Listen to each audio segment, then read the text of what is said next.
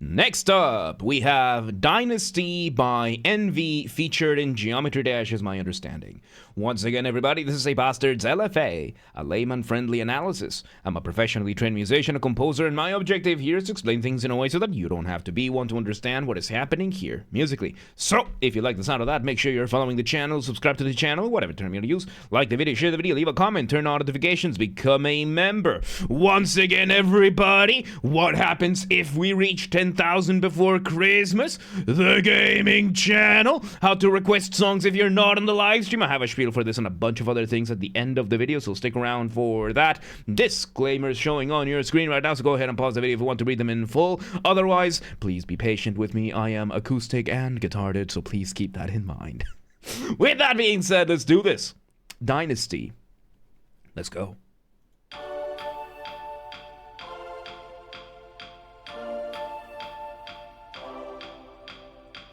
Okay, so we start with what?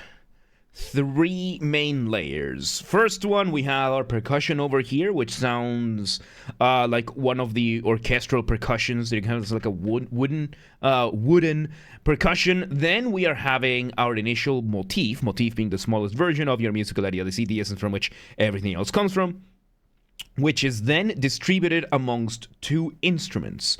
We have the first synth that does kind of like a chord, second synth that gives the other note, giving us the full melodic shape, and then we have the second half of that melody. Let's see where it goes.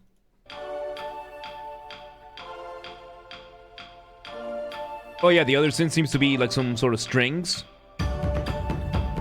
Alright, we bring in some orchestral percussion. Kind of like a tribal rhythm, nice. So yeah, what we're doing right now is called ostinato. Ostinato. We are just repeating things over and over and over again the exact same way, and we're just slowly introducing layers to this piece. It works. Let's see where this goes.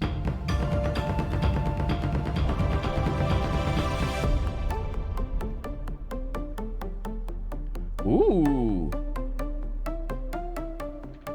So we have this quick crescendo over here with all the instruments. Crescendo is when you get louder, right? When you go louder than before. The opposite of crescendo, of course, being diminuendo or decrescendo, depending on which of which school or which type you're talking about, right? So yeah, the idea is that we're getting louder, then we stop everything, we bring in this other synth, and we get a variation now of the original motif. It seems like we are now unifying under a single synth, a single instrument, doing this other melody. I like it. Let's see where it goes.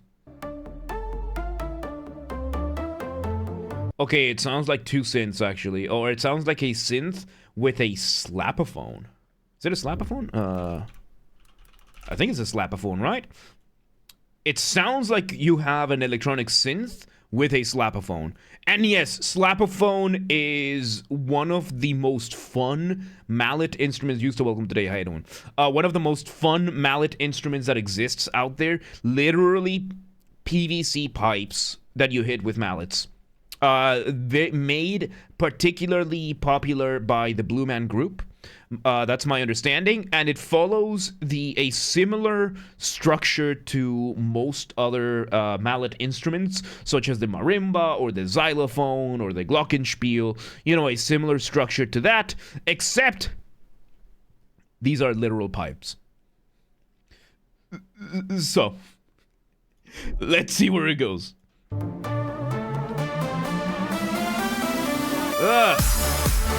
Ooh.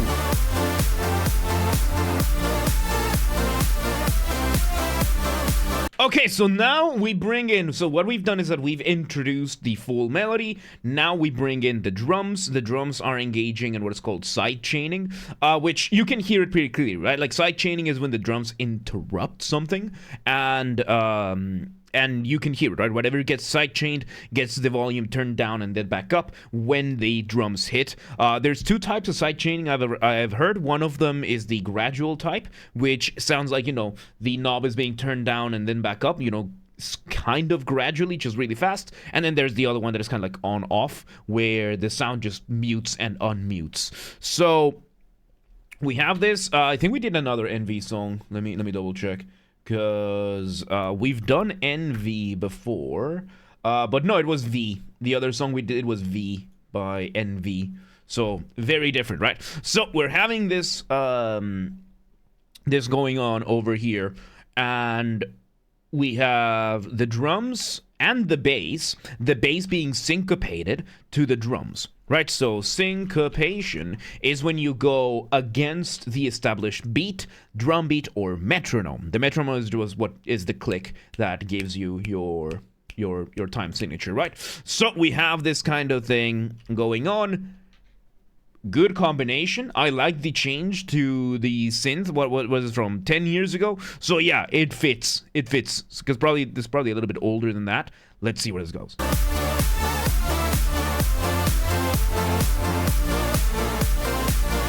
Okay.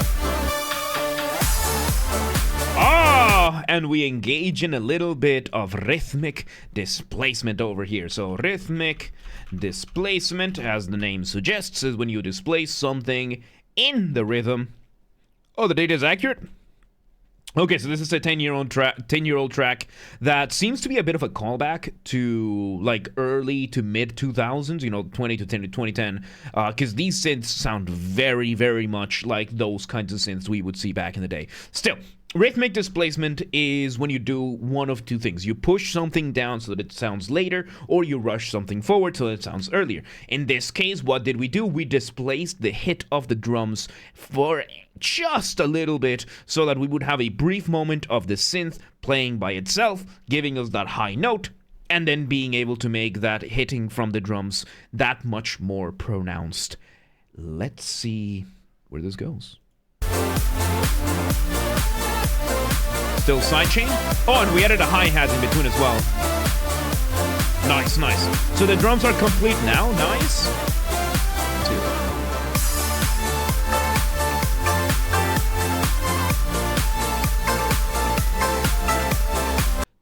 Now we bring the theme, the melody that we had at the very beginning, and we juxtapose that on top. This is something that I would do at the very end.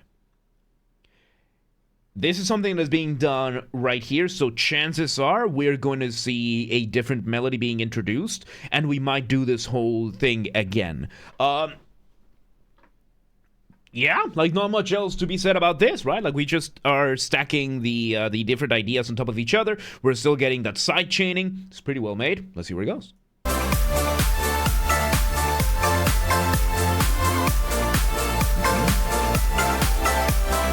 Oh yeah, and we have one more synth giving us some those chords that we had from the beginning, and these three things are engaging in a little bit of counterpoint. The two melodies plus those other chords are giving us a little bit of counterpoint. Counterpoint being the art of the study of melodies, how they are, how they develop, how they interact with one another, usually under the context of two or more melodies at the same time. Right now you can kind of hear it, kind of not at the same time, because we are getting the side chaining done, which interrupts the pacing of this, which is a good thing for electronic music, but in the downside doesn't fully allow the melodies to fully enjoy the counterpoint. Mixed feelings. I got mixed feelings about that because I'm a melodically oriented musician, so I love me some good melodies, but I understand that for electronic music this is a little bit more desirable. Let's see where it goes.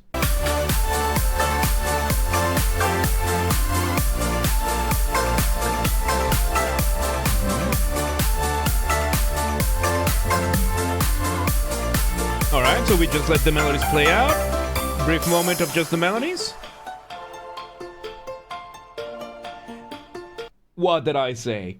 What did I say? So we are introducing a new variation of the melody. Chances are we're going to repeat this formula again. We're going to introduce this one, add some drums, introduce a second one, add some drums, and then for the final climax, we're either going to bring the two new ones together or all of them together.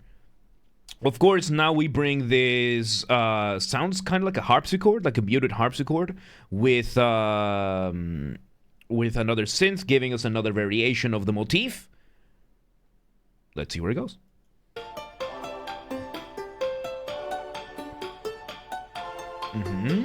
Same chords as before, still. Nice. And this melody is a lot more easily engaging in sequencing. Sequencing is when you repeat something melodically speaking just from a different starting point, right? So in this case, we are having, this melody is also doing arpeggios. Excuse me. And arpeggio is when you play a note one song at a time. So if we implement both of these, what you can do is using your chord progression, the chord progression, just the chords in the order that you're playing them, to be able to create a melody out of just the chords, right? So usually a sequence would be, let's say we have this melody over here. Let's say we have that, right? So if we were to sequence it, we're gonna be repeating this melodic idea just from a different starting point, right?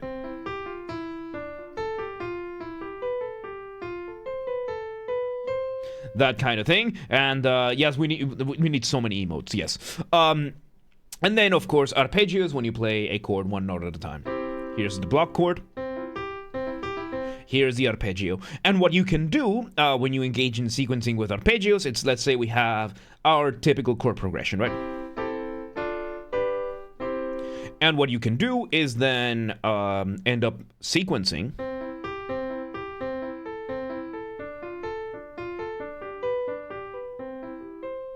So you can really just turn chords into melody by itself. Of course, it's a little bit more intricate. It's a little bit more intricate over here. It's a little bit more developed than what I'm doing here in the example. But in essence, we're doing something similar. Let's see where this goes.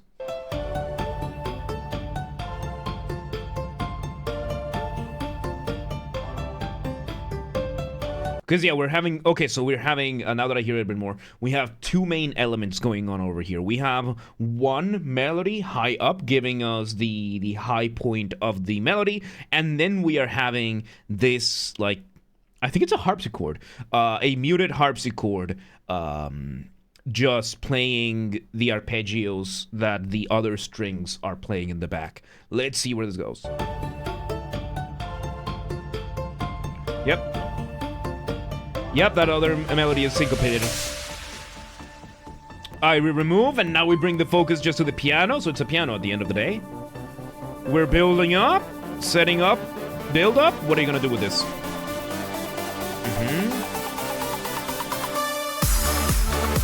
Ooh.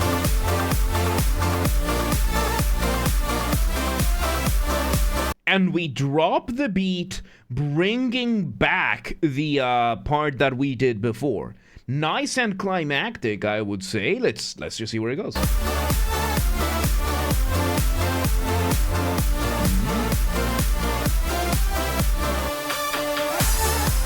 Rhythmic displacement, now a little bit longer than last time.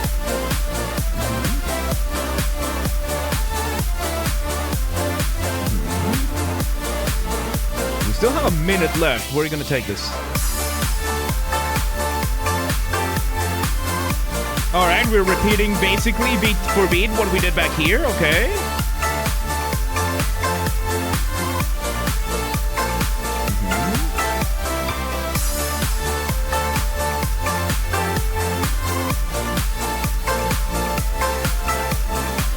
So I was a little bit wrong when in my prediction. My prediction was that we were going to build two melodies out of this. We were going to introduce one after the other, and then we were going to do both. What we did is we had both melodies at the same time going over here, the new ones, and then we just went back to highlighting the two melodies back here. So form-wise, form, of course, being the structure, usually of instrumental music, we had a section, which was the introduction of the material, A prime, which was what we're playing right here, then section B, which was the other two, the contrasting section, and then back to A prime.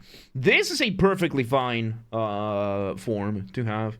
So the only issue is that that I would see with people, like I see somebody here saying that this is sounding a little bit repetitive, that at some point these kinds of structures fit better in shorter pieces.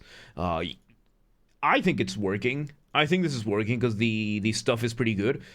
In my opinion, it's not the repetitiveness, that it's not the repeating of the material that is getting to me. It's the fact that we're not letting the melodies fully flourish with the side chaining.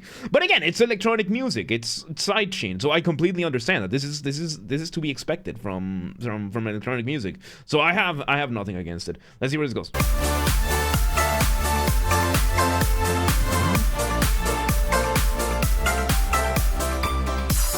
There we go. So yeah, now we have the melodies a little bit more. Okay, so given this difference, now we're in outro territory. So we're basically just doing a smaller version. We're kind of like toning down until we have back the original motif.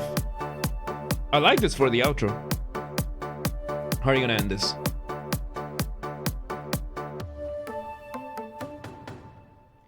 We do one more run of a little bit of everything. We bring one last bit of those orchestral percussions, and we end with that. So yes, what we're having here is that we were slowly removing elements from the top, and slowly toning down, doing a diminuendo on everything except the drums. Then we remove the drums, we bring back the original motif, and we end it.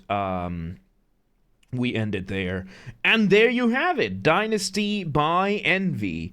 I just wish the A prime was a bit shorter. I think a bit more variation. Like what I would have done is I would have removed the side chaining from either of the A primes so that one of them would have been A double prime, and that gives enough variation for both of them. I think this still works. And it's just leaning a little bit on the side of excessive repetition. Not entirely that it does, because I think it's right on the gray area. So it would be starting to risk people doing that. Because once again, when you're making music, you want to keep a careful balance between what is familiar, what is new. Too much familiarity, too much repetition, too much of the same thing, you risk boring the listener, they tune out. Too much new material too quickly, you risk overwhelming the listener, they tune out. And this one was leaning a little bit was starting to lean a lot more on the familiar side, which brings opinions like this one, which, yeah, I would say, this is where you start risking it, and there you have it. So yeah, there you go. I still liked it, though. There you go. That was Dynasty by EnV, featured in Geometry Dash, is my understanding. Once again, everybody, this has been a Basterd's LFA, a layman-friendly analysis. I'm a professionally trained musician, a composer, and my objective here has been to explain things in a way so that you don't have to be one to understand what's happened here, musically. So, if you're watching this on the YouTube video archive thing, thank you for watching. Make sure you're following the channel, subscribe to the channel, whatever term you want to use. Like the video, share the video, leave a comment, turn on notifications, become a member. Once again, everybody, if we somehow hit 10,000 subscribers on YouTube before Christmas 2025, which not very likely, it might still happen, it can happen, just not very likely. If it happens, on top of doing the audiobook fan fiction thing, I will also play a single video game of the choice of the community, whatever y'all want, including GD. If it happens, right? And within terms of service, we'll dedicate a couple of after shows for that, or maybe a full stream, we'll see, right? This has to be achieved through legitimate and honest means only. No account duping, no botting, no buying followers, no alt accounting, no rat behaviors like that. Go share the videos, the streams with your friends, with your families, with your family's friends, with your friends' families. Those are two very distinct concepts, by the way. With your online and offline communities, go share these videos with everybody that you know. Also use the hype function on YouTube. We have a group on the Discord that coordinates for that. I need to make the poll. Yes, link down below. Go coordinate with the people. Yes, artists, EnV or otherwise, anybody on YouTube or otherwise, this is an open invitation to collaborate. If you want any of my musical skills for any of their projects, whether it is my guitars, Mongolian throat singing, you know, the good old kind of thing, regular singing, voice acting, or if you want help figuring out something for a composition, reach out, let me know. Let's work together. And if you're in the audience and you know somebody could benefit, reach out, let them know. Please do not harass anyone. Please do not spam anyone. Be cool about things. Don't be a rat. Members get early access to the content. I schedule the videos for the week on Saturdays, and if you're a paid member on YouTube, regardless of your tier, you get access to the videos when I schedule them, at least for the LFAs. So become a member today. If you want to listen to this without me interrupting every 3.5 seconds, I will be linking it in the description down below. If you want to request a song and you're not on the live stream, check the pinned comment on this video. It has instructions on what to do. If you want to catch the streams when they happen live, we aim for Monday through Friday, 6 p.m. Central European Time. If you're not in Europe, or at least at this time, we stream live on Twitch, YouTube, and Kick so that you can tune in from whichever platform you prefer. Again, 6 p.m. Central Europe at this time. If you're not in Europe, do not worry. We have the full up-to-date streaming schedule showing in your local time zone in both Discord and Twitch. Both are linked down below. So if you live in Moron and you're like, yeah, but what time is 6 p.m. in Hungary? I don't live there. Do not worry. Just go to Discord, Twitch, both linked down below, and it's going to show in your local time zone. And follow the gaming channel. I have a gaming channel because, of course, I have a gaming channel. I'm on YouTube. What else could I possibly have? Games are Basterd.